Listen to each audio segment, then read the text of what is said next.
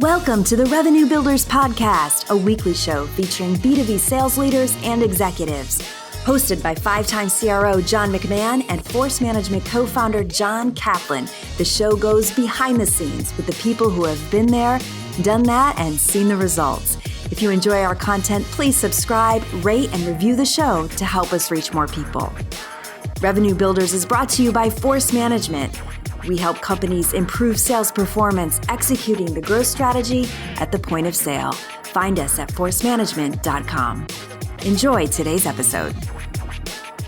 So Steve, you got a great career. You sold a lot of enterprise software. Today, what's the hardest part about selling enterprise software? So I think customers got choice. We know that. They do more homework than we do.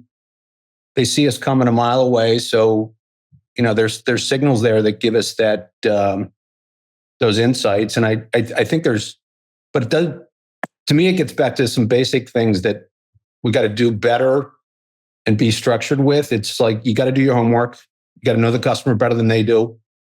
And there's a lot of ways to glean that information out of it, especially from the enterprise perspective and public companies for that matter. And you got to take the time to do it. It's like, when I prepared for this thing, I didn't sit there and just show up. I listened to your podcast. I read your book again. And I think you got to take the time to do that. And I think today many of us want to take the shortcuts and the easy way out of it. That's not the answer. The hard work does matter. Second thing is discovery. I think discovery and the art of discovery has been lost in the last couple of years. And maybe it's the want or need to kind of move to the next step, whether that's a demo or moving it across those stages. I feel like we're trying to skip steps too much.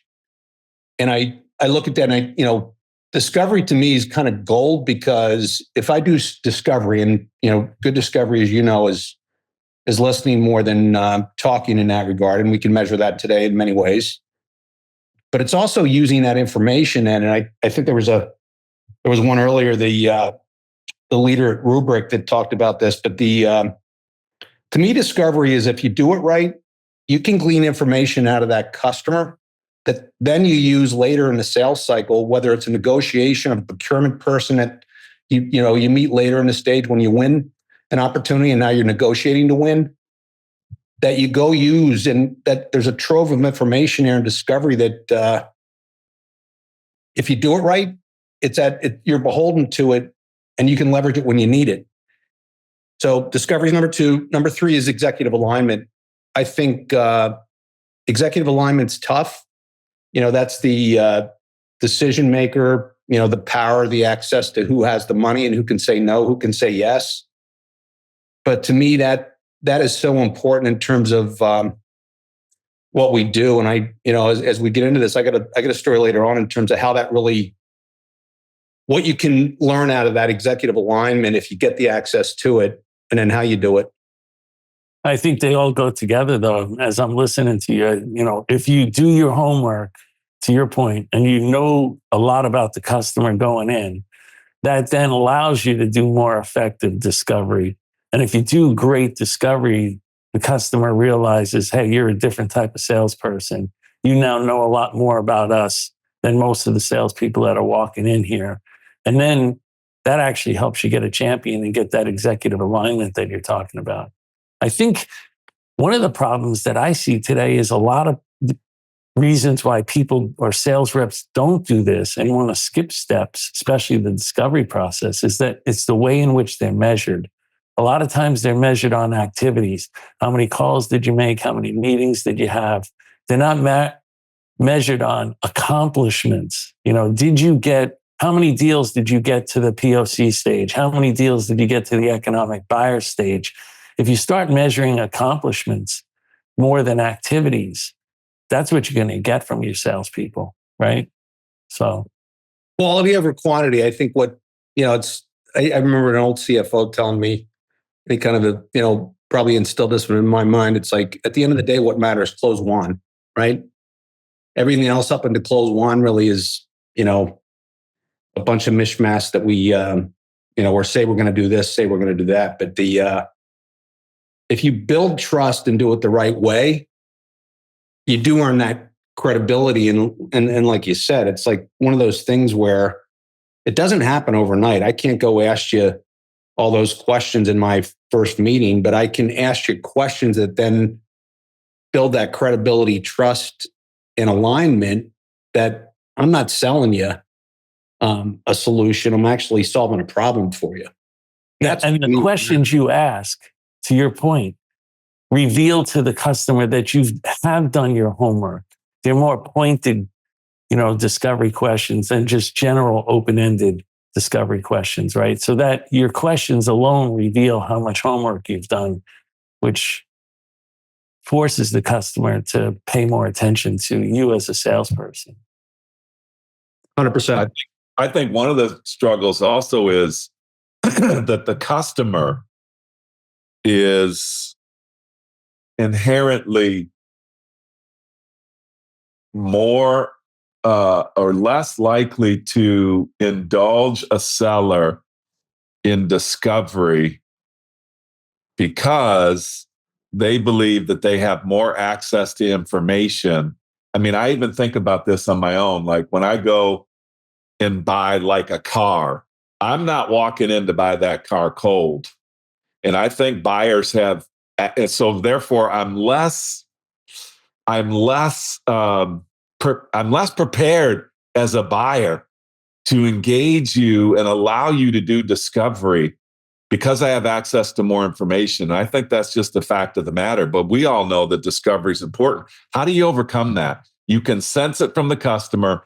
They get a little frustrated. They're like, okay, ask your little questions and then let me see how the product works, or let me tell you what I want. How much do you cost? What advice do you have out there for people that are just dealing with the perception from buyers that they just have more access to information and therefore they don't need to answer all those questions? I think there's a couple of things there. I think it's the quality of the questions you ask and how relevant that is to the business issue problem I have on the other side. Yep. And then it's your listening quotient up there versus your talking quotient. I think a lot of our reps are, there's so much conversational intelligence stuff out there that can tell us how good of a listener we are versus a talker. And I was looking at some data on one of our top sellers recently, and his talk quotient's way too high. But he's our best seller, so I gotta work with him on how he gets better at that. But I think it's like discovery allows you to do things, that we don't like having to say. It's like it actually qualify out, right? What rep wants to qualify something out? What am I going to go tell my boss that this opportunity that was either I found myself or maybe came from our demand gen organization and such. And that to me actually takes courage, but sometimes it's the best thing you do is you qualify out. It's like, you're not ready for me. I'm not ready for you. Like where you're at in that journey. So it's the courage to say no. And then on the discovery side, it's like, I'm not trying to jump to the next step. I'm trying to find a vision that you're on and how I'm trying to solve that problem that you have, but also just understanding that moving to the next step is a joint mutual path. It's not me jumping you to a demo so you can go in and I can show you all my whiz bang features that we have. It's actually, what do we learn through demos? Contextual demos of me doing better discovery end up actually hitting the nail on the head in terms of the problem, because I can show that demo with context in terms of what I heard you say. Mm-hmm. I like what you're saying there, because I think when you have a customer that believes that they know, or a prospect that believes they know more about your product than you do or the industry, and they're not being rude, it's just kind of like that's the nature of some of the relationships out there. I've always had the feeling of let the customer talk and use what they say. So for example, hey, I've done a lot of research out there. Okay, what research have you done? What have you found? Why do you like that? Give me an example of how you use that. And I like to tell sellers that today, more than ever, you have to be more prepared about a process that you're going to take a customer through, because you're probably the customer's going to demand that you bounce around. So wherever you are, there you go. You just got to make sure you go back and pick up the pieces. And I think that's reality. It never goes, I don't think, anymore. Step one, you talk about this. Step two, you wind up here. Step three, you wind up there. It now more than ever, you have to really understand the process and pick up where the customer leaves off. Couldn't agree more. You know, what you're really saying though, Steve, is you got to slow down.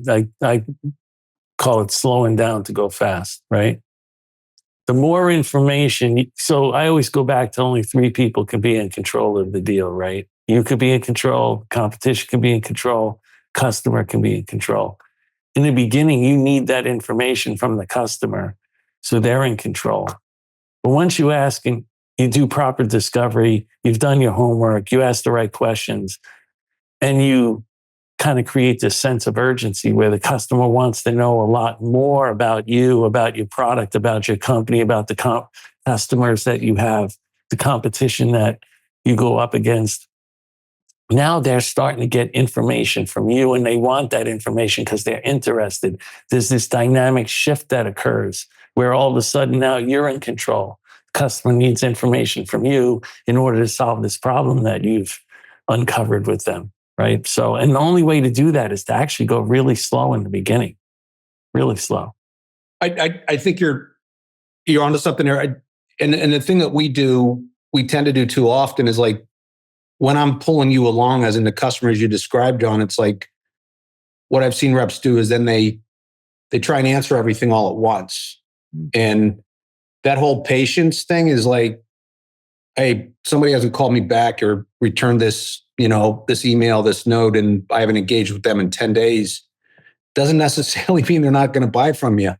You don't know what's going on over there. It's like, but you got to be patient enough not to, what does a rep do in that time? Like, wow, I got to call his boss. I got to call somebody else. I got to find out what's going on there. Like, that's not the answer. I think when they pull you along, you got to drip that information, and you don't have to necessarily show up and, give them everything they ask for. And that takes you along that journey, just like you described, of building confidence, but building trust. And that's part of the art of this game of, taking the customer on that journey with you, because once I do that, I'm taking you down that path, but then this is chess. It's not checkers. Right. There's a quid pro quo that goes on, I think. Like, you're in the beginning, you're trying to get information from the customer, but you have to give something back, and it's this sense that you have to have in the customer conversation where, you're asking questions and they're giving you information. You're asking questions, they're giving you information. And you can almost tell, like, I can see in their eyes, like, this next question is going to be a little bit too much. Let me give them some information about how we do it with other customers. And then I can ask another question. So there's that art there. And what you're pointing out is there's also the quid pro quo on the other side. When the customer wants information from you, you don't have to give it to them all at once. In the beginning, you can do the quid pro quo. Like, what am I going to get from you? I need this information from you. And here's what I'm going to tell you to give you some more information. And it is an art, and you have to listen, as you pointed out. You have to be an effective listener to be in that conversation. And it's not so easy when you're just trying to rush the deal along. I think give to get, quid pro quo is like life. You got to leverage it for what it's worth, but also, I don't know, take a deep breath. Make sure you're going to, because it's not going to change, if this thing doesn't happen tomorrow. And, I think in sales, we're caught in this hamster wheel of end of quarter sometimes. And what's the worst feeling is you end a quarter and then you get the deal, the next 2 days of the next quarter. That's or more typical, you don't get it for the whole next month and a half, or maybe so we shouldn't have been forecasted in the first place, right? Because it never really was a deal, right? Yeah, exactly. On the discovery piece, Johnny, I think there's just a couple of premises that I think might help people.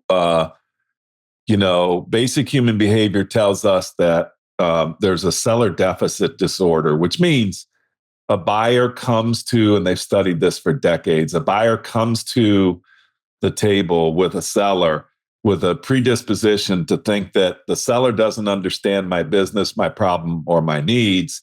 Right. And the seller does not typically listen very well. So we call that the seller deficit disorder, which means you have to constantly show behavior that either overcomes that or combats that. And I think that it's really, really powerful. You have to constantly reinforce that you've heard. You have to constantly reinforce that you're making a connection to the business or the problem. And then one other simple thing somebody told me a long time ago was, why are you talking? Like, you need to have like a little enemy within on your shoulder when you're talking with a customer. You need to say, why are you talking? And it should compel you to say, the reason I'm telling you that, Mr. and Mrs. Customer, is because you said. And if you can't do that, that's a pretty good telltale sign that you're just talking. And I've always thought about that. I like that. Yeah. Why are you talking? And then the reason why I'm telling you that, Mr. and Mrs. Customer, is because you said this was a problem or a challenge. And it's not gimmicky. It's basically human behavior. And I think that it helps you move down along a path. If you're opening your mouth and talking about something that's not a problem, what I also learned was bad things are going to happen. If the number one, if the customer doesn't care, it means you didn't listen to them. Number two, you're talking about something that's outside of what they need. Therefore, you're more than they need, and you're too expensive. So it's like, why are you talking is a critical self-talk that I think you have to have when you're opening your mouth and selling. It's pretty powerful. Yeah, I remember I was brand new at Blade Logic, and the sales rep got an appointment with a pretty high-level customer. And the customer was technical too. And I remember going thinking, I don't know anything really about this guy's use case or his product or our product or anything, and how I'm going to match that stuff. I knew mechanically what to do, but I didn't have the knowledge yet. And I remember just sitting down with the customer and the rep and just asking a number of questions to understand his environment. And then I was mainly using it, believe it or not, as a defensive mechanism, just asking questions and listening, and get me out of this guy's office within an hour, so I could look halfway decent. And I remember like a couple of days later, I asked the rep, how did it go at that meeting? Did you talk to the customer? Oh, he loved you. He absolutely loved you. And I remember I never talked about the product or anything, and we left saying, well, if you want, we'll come back and we'll, give you a demonstration of, these capabilities. But wow, that really stuck in my mind, how effective it is to just listen. Do you active listening and then just tying it back to, I think we tend to show up there and we want to feel like we're compelled to say something. And sometimes it's better saying nothing, right? Well, Johnny, don't you have a line somewhere along like people don't care how smart you are or something like that? What's that line? Me? Or why you always make comments about smartness and you always ask me about that? No, Steve, I think one of the... No, you say people don't care how much you know until they know how much you care, right? Yeah. I think you say that. I think that's a good one. I think that's a really good one. It reminds me of, when I got recruited to PTC and I hadn't sold the software before. I'd never sold software. I didn't understand design through manufacturing. I wasn't an engineer. And my God, what a great seller I became by just asking the customer, could you walk me through your design through manufacturing process? Because everybody had one. Everybody considered theirs to be unique. And it was just natural for me to then say, where are some of the biggest bottlenecks or challenges that you're currently describing? And I just started going deeper and deeper. Tell me how it manifests itself as a problem for manufacturing. What then happens to the customer? What's the impact on price? What's the impact on time? And I remember this feeling. I didn't know anything about the product, and the power of discovery by letting the customer talk and letting the customer talk about the problems and challenges and making them stay in the moment, not like, generically talking about problems, but specific problems on specific projects with specific costs, I think is just a wonderful, no matter what you're selling, ask the customer how they do what they currently do today and where they see challenges. If you knew nothing else, that's a great place to start. Easy. They love telling their story if you ask it the right way, John. I think right. You said it well. It's just like getting that customer to kind of, because you can feel it in their body language and everything else. It's like this is my baby. I'm going to tell you all about it. You got to ask it the right way. Yeah. Let me ask both you guys, like when you're in discovery and even the scoping process, like how do you know when you're done? What's a good indicator for salespeople if they're listening to know? I think I have enough information to try to move on to the next step here. I would say, John, I don't think discovery ever ends. What I would. That's a very good point, by the way. Yeah, we should come back on that. That's an but I would say this though is I think what I would encourage people, or if you get something out of this, it's like don't be afraid of discovery. And if you're not doing enough discovery, you're doing a disservice to what you're trying to solve for, and being able to understand what the other side. I mean, the triggers when they're asking you. You talked about this earlier. When they're pulling you along in that, in terms of engaging in a different way of asking for different things and steps, I think that's a signal. And I think we should be careful to go to there, because I feel like we demo for the sake of demoing because it's a stage that I need to get to because my boss cares about that stage and it shows that I'm doing my job and I'm progressing and everything else. But that doesn't mean I'm showing up in the right demo. Right. Yeah. I think it's a very, very fine line. And I used to toe the line. I probably still do. I used to have visions in my mind, like, and I don't want anybody to copy this that's listening to it. I'm just telling you how my brain used to work. I used to think about drag them through the glass, meaning, and make them stand in their moment of pain. So Johnny, you said, how do you know when you're done? A lot of times I would get that feeling from the customer where they're, I'm digging for the negative consequences and the problems and the pain and examples. And they're just about to tell me, okay, smart guy, it's obvious I got a problem. Why don't you tell me a little bit about what you can do? And I want to make sure the listeners understand what I'm saying here. I don't ever want you to piss customers off. I don't want you to be, socially unaware or what have you. But I think it comes to a natural conclusion where the problem is so big that if you ask them the question, that sounds like something that we should be talking about, putting down we should talk to you about a solution for. Do you agree with that, Mr. and Mrs. Customer? Something similar like that. It's when you get so deep into the problem that it becomes so urgent that they can't afford not to do anything about it based upon your discovery.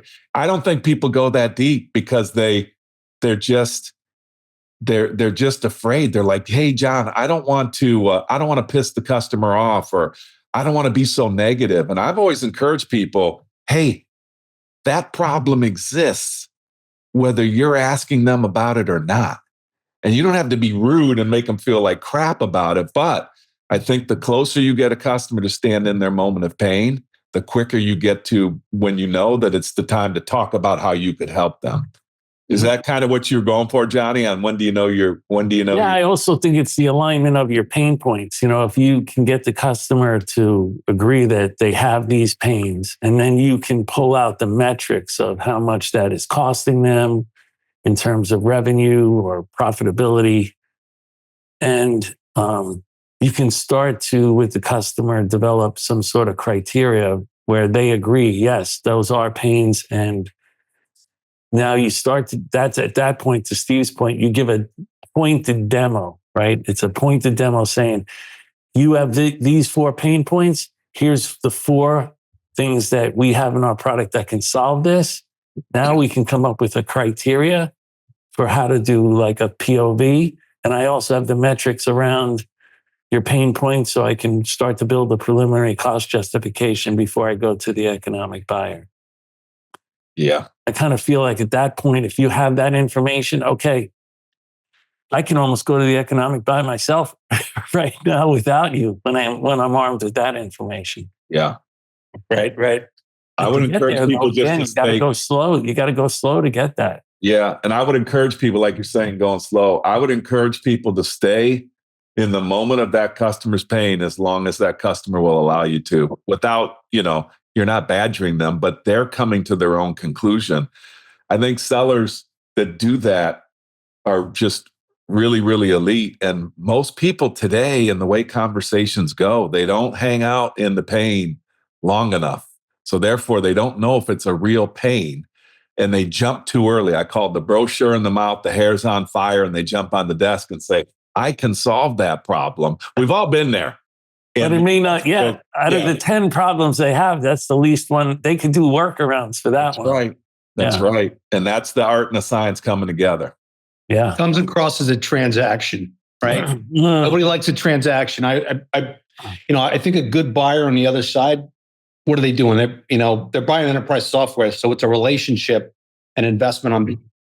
I'm aligning with your company and you, but the transaction thing is like, I look back on my career, it's like the transactions never work. They're not sustainable, and it's a quick in and out. It's not meaningful. Yeah, you're saying they have to feel like you're going to transform their business or transform their use case. How am I helping you? How am I changing what you're doing? Am I really listening to, am I listening to respond, or am I listening to understand? Mm-hmm. Yeah. Big one there. Like, understanding is important. And this is our human interaction, especially on, these video modalities, is like, you got to listen to understand and not just wanting to respond. Right. You guys mentioned relationship, and, in the past, relationship has it's gone kind of all over the board. I remember a time when that would be a negative connotation as, oh, that person's a relationship seller. And Johnny and I have talked about this before, where I've always found that kind of strange. It's like, well, I don't know how do you sell without a relationship? So Steve, you mentioned it, and you talk about transaction. What do you guys think? What does that mean to you when you talk about you have to build a relationship, you have to have a relationship? Could you guys, Steve, we'll start with you, and then Johnny, but let's give the listeners, what do you mean by that? Is it bringing donuts on Monday? Is it inviting them to Packer games? What is it? I'll give a story on it, because I think this is really relevant. We had something at Sumo when I was there, and this was I'll name the nameless customer, but Fortune 10 customer that we were selling a pretty big security solution to. And, you think about it, it's like an 18, 24-month sales cycle, not easy. A lot of patience, a lot of due diligence, a lot of demos, a lot of POCs along the way, not one, right? Several in that regard. We got to the point with the EB, who was a C-level, and then the CEO and I set up this bi-weekly, conversation with him and his deputy, that we would kind of track the project along that spectrum. And that's not something, you earned the right to do that because you came in, you listened, you got there. But once you got there, it was just so powerful in the information that we were able to glean out of those conversations. And I'd go back and I'd listen to my own team. And, this is a partner involved in a lot of different parties. A lot of people that can say, enterprise companies, complexity, right? You have the data side, you have the security side, and a lot of these big companies, they're, never the twain shall meet. What we learned in those conversations, because we earned the right to do that, we took down a $40 million TCV deal. We probably would have shot that deal down at 20s, 23, just because it was a good deal. It was a great deal. But we were getting different information back from partner, procurement. You got to do this, you got to do this, you got to do this. And then I go back after that, and it was like, wow, was like a masterclass of what a relationship means to an engagement and how to really solve for the problem on the other side, but also take that information that you get from that relationship because you earn the right to do it. Then you ask the really tough questions. And the tough questions allow you to, hey, I heard this, but I need help here. Well, let me give you some guidance on that. And I give you some perspective on it. And, again, we probably would have left a lot of money on the table if we would have, because we all would have taken that deal down because we wanted to take it down. Mm. But we didn't because we actually had that right to do it. And you had the right because you feel like you had a partner. You were partnering now with the customer.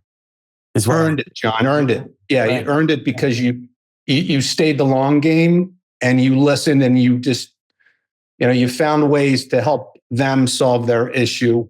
And challenges internally. Like, guys, I need help with this. You guys got to solve this for me because, this person's being a pain in the, butt about X, Y, Z. You got to keep him, happy, right? Yeah. That's what I think, Cap, when you ask the question is like, there's this moment where you feel like the customer has now become a partner in the deal with you. They see, I always think that customers have written on their forehead also, what's in it for me? So, and there's a personal win there. And once they see that they can help their company and they can gain a personal win, whether it's control or approval or promotion or whatever that might be, a lot of times that could be related to the type of product that you sell.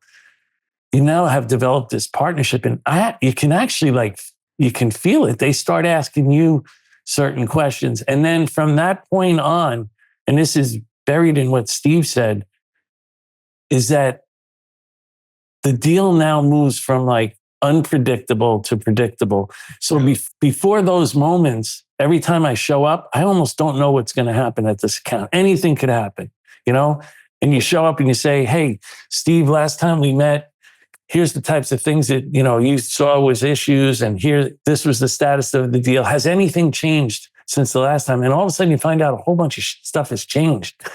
And now you're basically on pins and needles trying to figure out which direction do I take this. Once you have that partnership or you have that champion, everything moves predictably. They say that this is going to happen on this day. These competitors are going to come in and present. You're going to present afterwards. Here's what we're going to do after that. They basically are starting to lay it out for you, and it's all predictable. And then you're in control. Yeah, I like that. I think that predictability for me equals trust on both sides. For sure. That underlies all of it. Yeah, you tell me you're going to do something and you do it. I tell you I'm going to do something and I do it. And then ultimately, the best relationship is you guys take each other to a place that you couldn't get to on your own. Either one. I like that. That is an unbelievable relationship where both parties understand that you're taking each other to a place that they could not get to on their own. So they need each other. And I like to ask that on deals. Like, why would this customer trust us? Why do you trust this customer? Where are you taking them that they can't get to on their own? And where would they say you're taking them that they can't get to on their own? And those are simple questions to ask, but I believe that's kind of the essence of relationship in business for me. Yeah, you're positioning yourself as a trusted advisor. Yeah. And you're not trying to, kill the deal or not kill the deal, but because the easy thing to do in that situation was kind of take the deal off the table. I mean, we all know that deals die. But there's this thing about once you earn it enough and you glean enough out of it, you got to pull back your itchy finger and say, it's not ready. We would have, and I don't know if I even said this. It's we never, most SaaS companies, we did 3-year deals and they came back and said, we want to do a 5-year deal. I'm like, okay, maybe that's a good thing. Maybe it's a great thing. Yeah. I guess when somebody asks you for a 5-year deal, that means you built trust. That's trust. For sure. Yeah. They believe in your solution. They believe in you. Yeah. Because they're going to evaluate 3 things. They're going to evaluate you that they have to buy into first. Then it seems they buy into the product and what it can do for them. And then the third thing, to do a 3 or 5-year deal, they're going to buy into the company and whether or not they're going to be able to implement this thing and take the risk in the process out of the process, right? In their implementation and so they can gain that value that you told them they were going to gain. So it's rep, it's company, and it's product. Yeah, I agree with that. Hey, Steve, on your on the $23 million deal that wound up to be like 40, walk us through a little bit. How do you balance something like that? I'm sure there was a moment in time where, somebody in your company's telling you, get the freaking deal, get the $23 million deal. The customer's probably still talking about additional problems. You're going through the calculations of, we can solve those problems on another deal. And, how do you manage all that? What advice would you give sellers out there where, a deal, that there's bigger problems to solve. The customer seems to be open to that. You have a forecast. Your company has a forecast. What advice do you have? How do you manage that? So there's two things there. One is that we talked about this earlier, that executive alignment is so key, because there's so many people the people that give you clarity are the ones in the C-suite really quick. This is important to me. This isn't important to me. I could give Yep. I don't care about this, or I really care about this. Now that's not easy. So I don't have the secret sauce of how do you get to the C-suite, because we all try and strive to get there, but you got to get clarity. Once you get clarity, and then I think the other thing is just testing your assumptions amongst your team, because we would get noisy neighbors about partner says this, somebody says this, you got to, and just having that patience. And again, it was me and the CEO that were able to do, side saddle on this when we had a pretty collaborative team on this. At the end of the day, we strive to be collaborative, but it was a lot of people touching a lot of different things that you kind of have to take that information back and then kind of put it in the grinder and see what comes out the other side. But what about in your own company? Like, I see companies that really, play the short game. They're like, we need 40 is awesome. We need 20. We need 20 now. Yeah. And that's where that's what I talk about. Like it was a master class of like, what don't you know? Cause I'd go back on like the 20 other deals that I did earlier in my career. I'm like, what did I know that I should have known? Right. That's like, I wish I would have known. Yeah. And was I too, was I too trigger happy or, in that regard, that I didn't sell value enough and hold the line, longer in that regard. So I think that also teaches the customer too, like that partnership, like they know when we're playing the short game and they're pulling us along, there's a bigger opportunity and you're dealing with a partner that's looking to shorten it and go, yeah, but we can do this deal now. And we're talking in terms of deals and timing. And that is a trust breaker, I think, when people are like, yeah, we're talking your customer's talking in terms of total value and the impact of the solution to the entire problem. And the selling company is actually short-circuiting that. That's a trust. That's a trust. And you got to get the alignment, John. I think on that, you got to get the alignment, with your execs, because big time. Right. Like your CFO, like, guys, if we take this deal down now, here's what we're going to do. Or, we could be a little bit more patient, and here's what we think we can get. It's pipeline, isn't it, Steve? Yeah. It's always a conversation of pipeline. If you got a lot of pipeline, it's a totally different conversation if you got no pipipeline. Right. There's not a lot of $40 million deals in the pipeline. No, there isn't. There never is. And I just did. But sometimes you wish you know more than you did, because I think that if there's anything out of that thing that it told me was, wow, there's gold here if you can get it. And that gold is alignment and, those EB conversations that you can kind of, trust but validate a lot of information. And it's always long game. It's always long game thinking. Like, I've met sellers that have a long game mentality. They're always better. The ones that have long game on relationships, long game on solutions, long game on territory and expansion and what have you, they're always the better ones. And I wonder do you guys have an opinion? What gives somebody, what is a characteristic? Why do some people have a long game and a short game? It's a what I can tell you is like what you were talking about before is you can't spend all this time to earn trust and be recognized as a trusted advisor, and then all of a sudden want to jam a deal down their throat at the end of the quarter, because now you just blew your reputation. You blew everything you've tried to earn throughout the entire sales process when you do something like that. Yeah. And I see it every day. How about you, Steve? It's, I haven't been in a company. It's like, why don't we discount this because we'll get it in this quarter because our buyers, they're trained to do that way. But it's having if you do it right, you kind of, I think you said this earlier, you control the timeline, not them. Yeah. And when you're driving the bus in that regard, you can work it inside your economics that it's benefiting both of you, but then you don't have to, discount for the sake of discounting. Because a lot of times that we do that, guess what happens? It doesn't happen anyway. No, it doesn't happen. Right. I think you teach the customer everything you do teaches the customer. I've always believed that. Before you do something, you ask, what am I teaching the customer?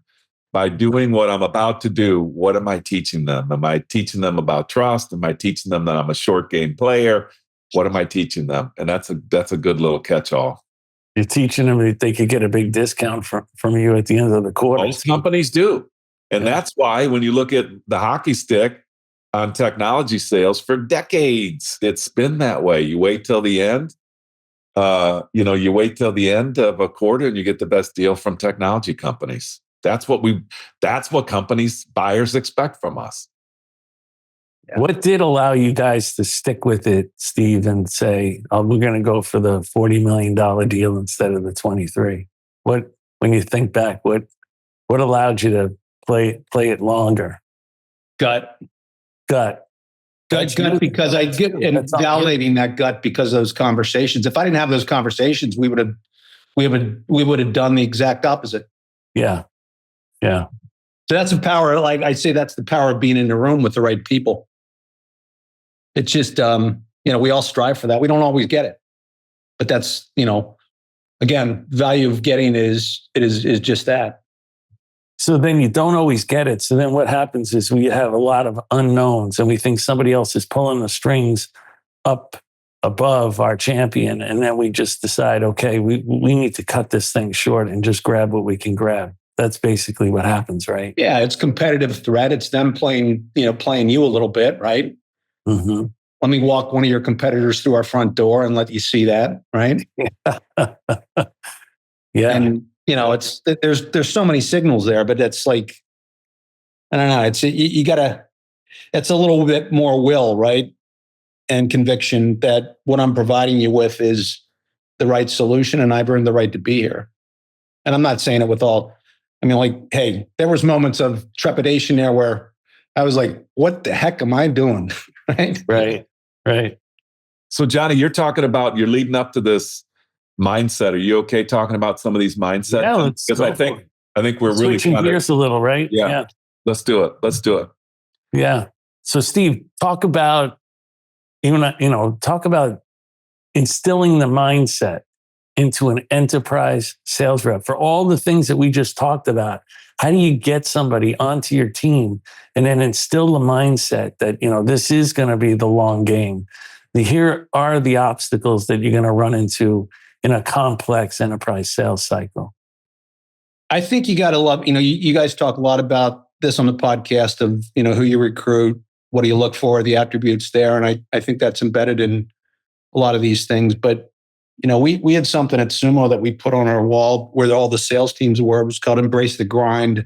The grind was life. The grind was the job. The grind was everything that's so hard with what we do. And it was one of our ladies that she was a college soccer player. And I think it came from her coach. So I don't come up with ideas myself. I try and take good ideas from others in that regard. But that grind thing is like, the grind is like what we go through every day. And you got to love rejection as a sales rep. You got to love the art of no, and then trying to, find a way back. So to me, it's like one of the most important things for any leader is like, how do you instill that mindset of this is not easy, right? We reap what we sow every day. So what I'm going to work for, I'm going to pay, but it's not going to pay back instantly. It's going to pay back, over quarters, over years in that regard. And I see so many sellers today that want to, my words, take the path of least resistance versus playing the long game. And maybe it's not the long game, maybe it's the middle game, but the short game never works. Yeah. You see somebody that jumps around in their career. I mean, we all look at resumes like somebody's been in a company for 1 or 2 years. They didn't make an impact. To me, your third year, your fourth year, that's where you bang it out. That's where you're going to make your money. I was just having this conversation with somebody about the portal in college football, and I promise you I'll make a business point. But I think what it's doing is it's encouraging people to jump without the fight. Yeah. It's encouraging people not to embrace the grind. And so this mindset of grinding, I think, is really, really powerful. And I think to be successful today in sales, you have to have this kind of attitude that, a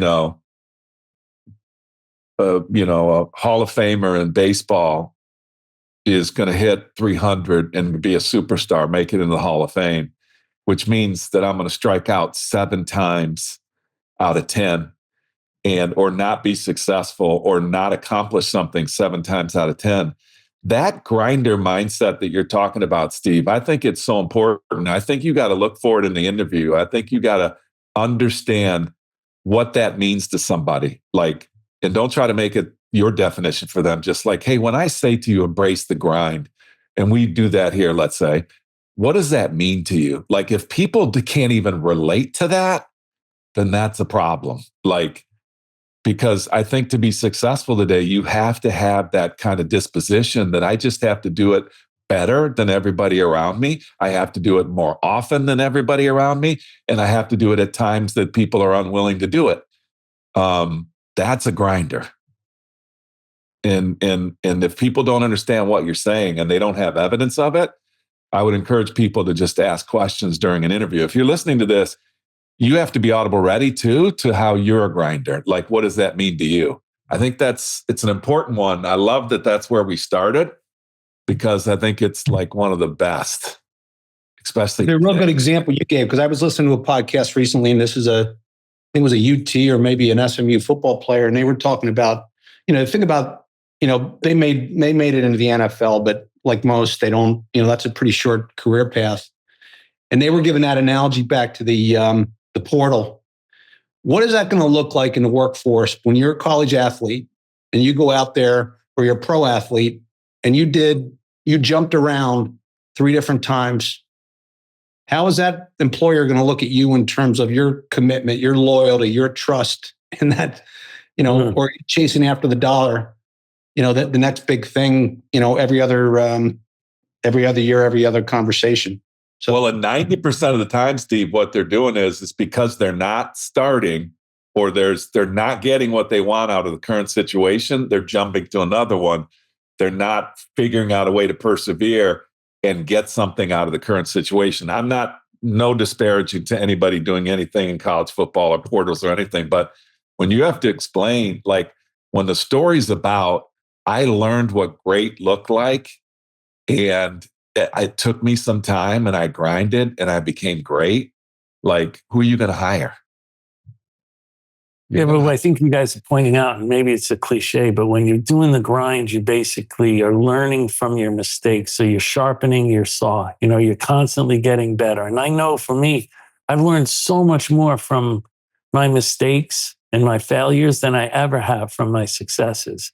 And maybe, again, that sounds like a cliche, but some of these people that you're talking about, whether they're college athletes or somebody coming into complex enterprise sales, when you're not facing up to the reality that you have to get better and you're going to have to grind through it, you're just never going to get to the top. You're never going to master that skill if you keep running away from it.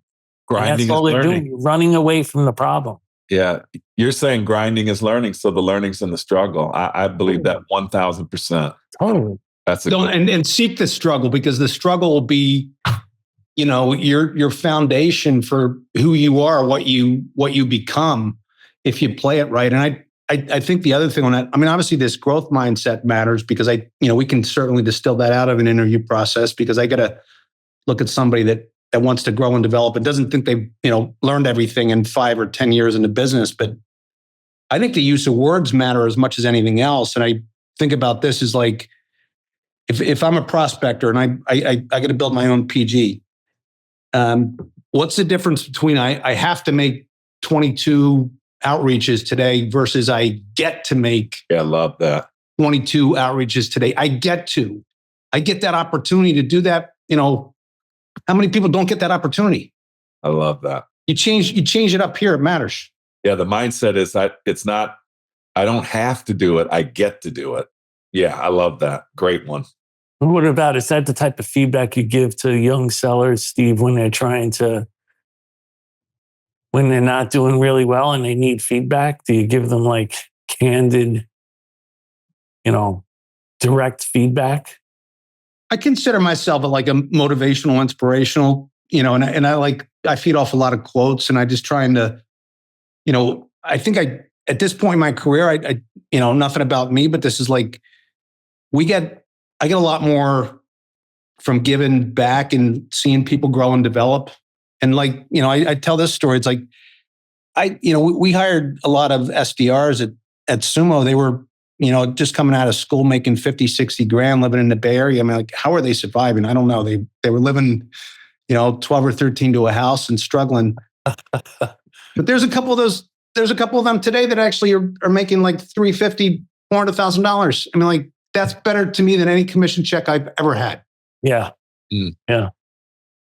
But you must have to have a number of conversations with them to get them through some of the tough times, right? And others trying to pick them away, giving them 2x the money, saying, here, this is easier over here. But they have to. Well, you do see a lot of that, especially in the Bay Area, and now even with the AI companies where they're paying sales reps an astronomical amount of money, which is almost like this portal example where, okay, I don't have to get better at what I do. These people are willing to take me at a much higher salary, but it doesn't mean that they're going to, embrace the grind. Forever. It doesn't mean they're going to sharpen their skills. It doesn't mean that they, to use your words earlier, Johnny, are taking the long run of, I'm going to need all these skills and all this knowledge in order to get me promoted and go through the ranks. I mean, because a lot of people, you'll see them just hop around from job to job and they make some pretty damn good money and can build a decent career out of it. But it doesn't mean that they ever mastered, enterprise sales and should even be promoted.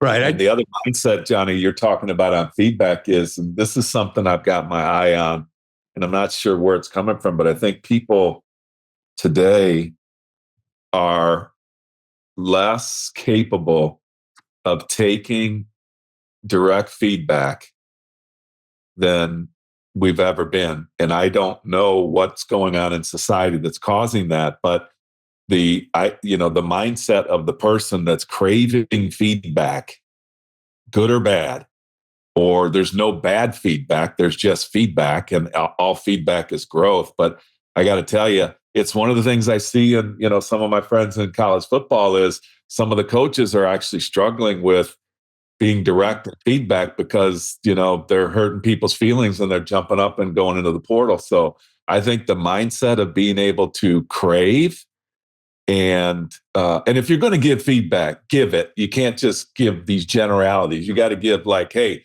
here's what I like about what you're doing. Here's what we're struggling with. It's got to be feedback is not a loose term, but you got to be ready to receive it.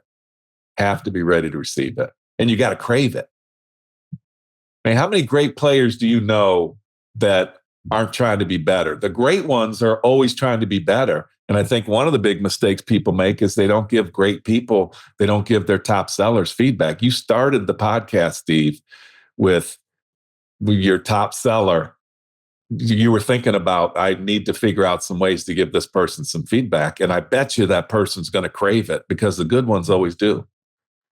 One of my favorite books from Brene Brown, Clear is kind, unclear is unkind. Yeah, I love that. Right? You gotta you got to give tough love and not be afraid to give it. But you also, I said a word that I wanted to not use in this, but you can never use a but after you give the critique, because I just diminished everything I said to you by using the but. So if I said, hey, you gave a great presentation and you did this and that, but that just diminishes everything I said. The thing that I think people need to, I've learned this, but you got to instill it. It's like, you gave a great presentation and you did this. However, I'd like to see you listen more. However, I'd like to see you ask these set of questions. So you think about how that, again, words matter. Yeah. And sometimes just use an and. You gave a presentation and this is what I saw. I like to make it simple. I always like to give people two things I love about what they're doing and two things that are either causing me pause or areas of opportunity for them.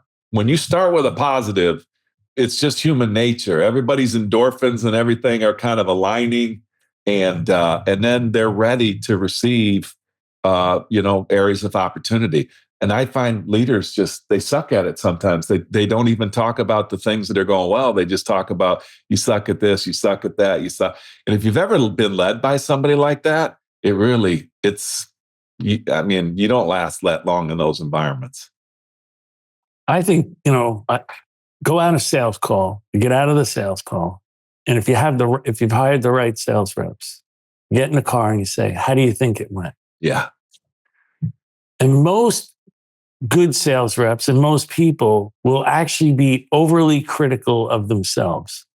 So as a leader, I don't have to say, you did this shitty or this shitty. The good people are actually overly critical of themselves. No doubt. And what I found is then I get to go back and say, whoa, hold on. I think you're being like a little overly critical because I actually thought that you did these things really well.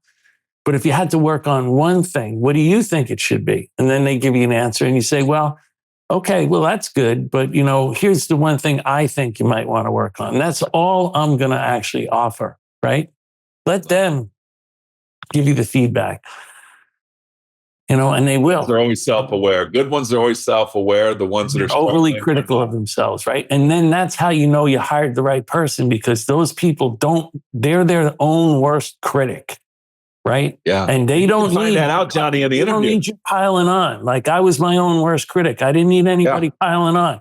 If you want to offer me some advice or have me tell you what I think I should do better, I'd take your advice where you tell me what I should do better. But don't start piling on, because that means you don't know who I am. I'm already beating myself up. And you can do that in the interview, Johnny. You can say, hey, what are two things you loved about what you did in this interview? And what are two things that caused you pause, or whatever your language is? And I always find the people that are better, more experienced, they're very self-aware.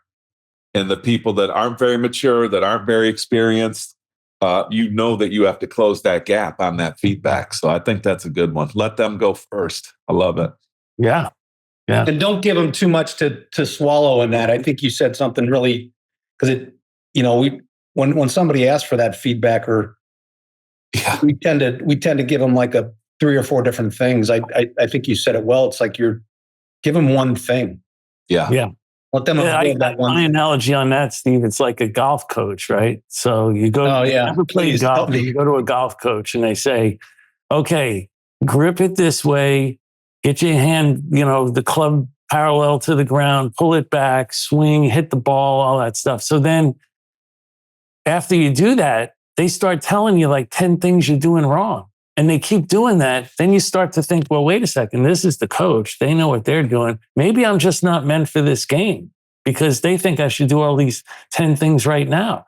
But if they just said, here's how you grip it, now just swing and hit the ball. And you do that until you master it. And then they go, okay, that's pretty good. Now let's move on. Here's what I want you to do when you bring the club back. And that's it, until you master that. But to your point, when you give them 3, 4, 8 things and you pile on, you literally paralyze even the best people. You paralyze them. Are you listening to yourself? I'm going to come after you next. I hope you're listening to yourself, Steve. When I go on, he says, hey, I only gave you one thing. There's 18 holes of that, Steve, when I'm playing with him. 18 holes after every drive, he gives me a new thing. So there's 18 hole, and you walk away with 72, and you're like, wow, I'm going to get better at this. Cap just has to keep his front foot down. He wants to hit, and then he lifts his foot up into the sky. I'm like, dude, you'll never make it as a ballerina, so you have to keep that left foot down. Just tell him it's momentum, John. Yeah, I'm going to put big bro. cleats. I'm going to put cleats, like 3-inch cleats on his front foot. Absolutely. We're not playing in the snow. Hey, is there any other mindset things that we haven't talked about, Steve, that are big on your list? Collaboration. Yeah.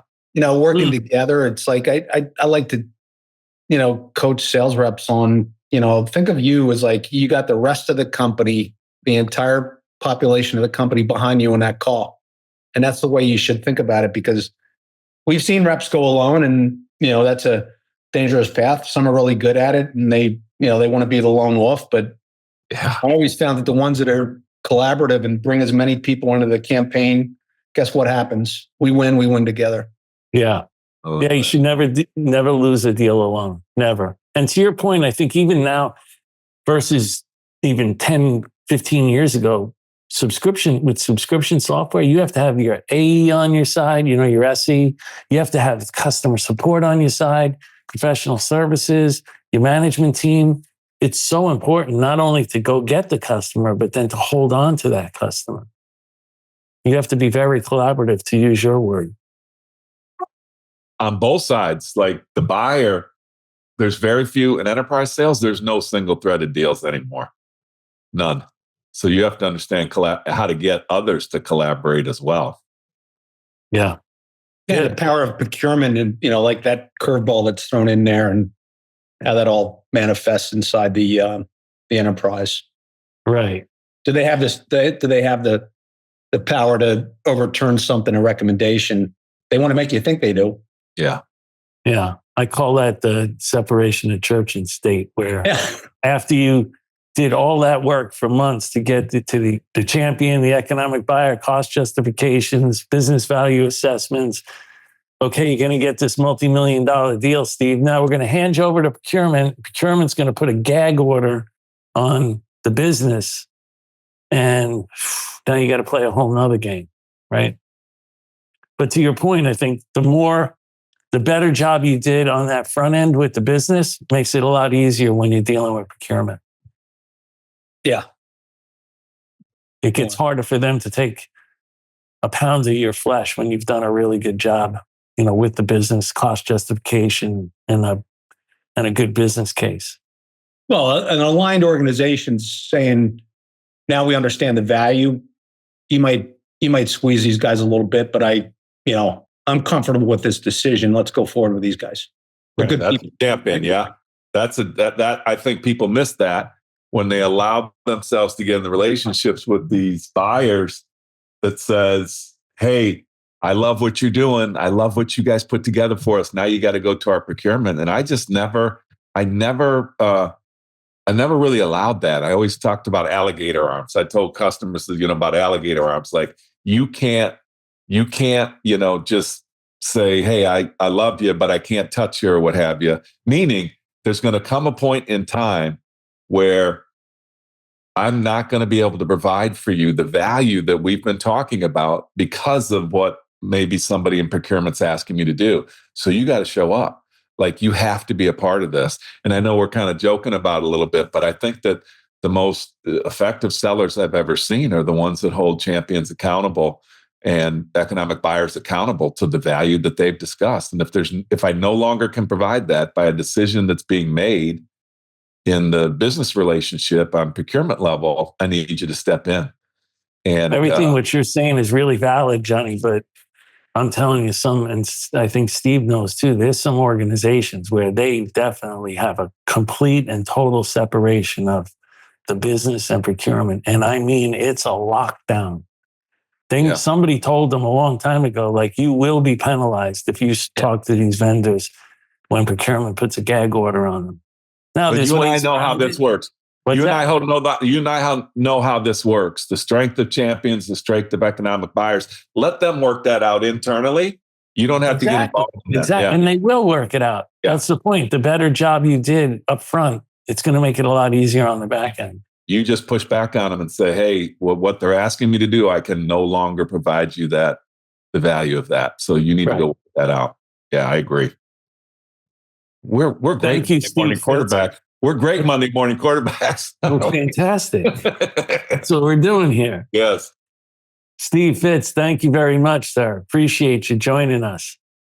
Hey guys, I will say this. It's like I think this forum actually gives back to the up and comers in the world of go to market, and I grateful for the opportunity. It's again, I get more satisfaction out of doing this than most commission checks. So it's I want to see that the next generation, and we didn't get a chance to talk about the networking piece, but I'll end on this is like, you guys give a forum that provides, people a learning curve, masterclass of this and that. And you brought on a lot of different people doing that. But networking to me, for the younger people in this selling world, it's like, just ask.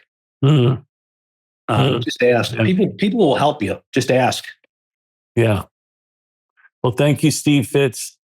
Thank you, John Kaplan. And thanks to everyone for listening to another episode of the Revenue Builders Podcast.